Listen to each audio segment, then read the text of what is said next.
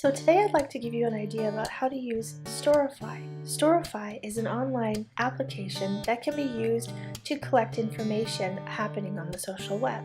So first thing you're going to do when you get to the Storify website is create a new story. Next, you're going to name and describe your story. This makes it easy for someone to find it in search.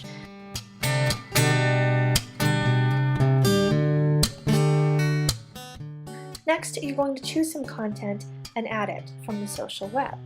Now you've got lots of options here. You can choose to add content from Google search.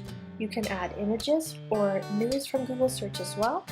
You can add content from RSS feed, and I'll show you how to get an RSS feed here shortly. You can add photographs from Instagram if you link your Instagram account with Storify. You can add photographs from Flickr. You can add videos from YouTube. You can add content from Facebook. You can add tweets from Twitter.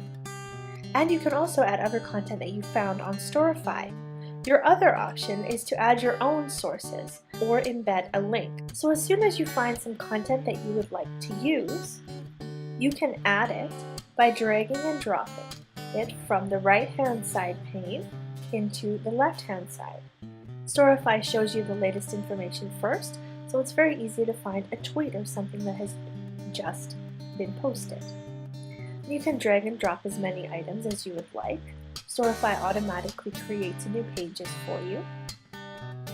The next thing you can do is add some text to describe the content that you've included.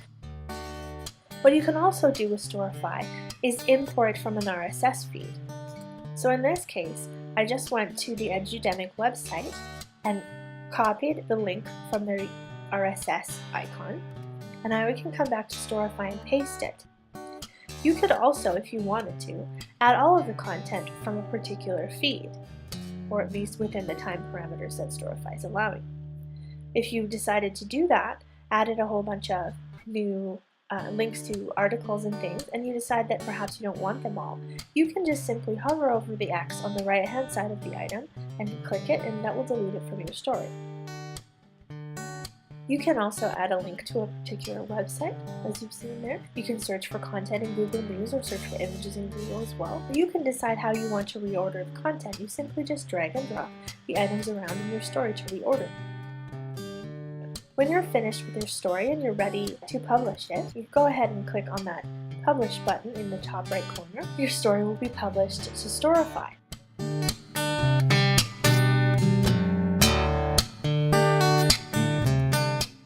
In the settings, you will be able to capture the URL to your story. You can notify anyone who you have quoted in your Storify during this process. And you can also go back and edit your story at any time. You can embed your story on a web page by grabbing the embed code that's provided to you here. You also have some options as far as how it is displayed. You can display in a story form, in a grid form, or in a slideshow form. So depending on whether or not you have used a large amount of visuals, you might want to change the way that your story displays. Then when you embed it in your website, it will display in a different way. You can also change the URL and do a few other things there. You can also automatically post this to Google+, Twitter, or Facebook directly from Storify. If you think that Storify could be helpful to you, you can visit storify.com to get started.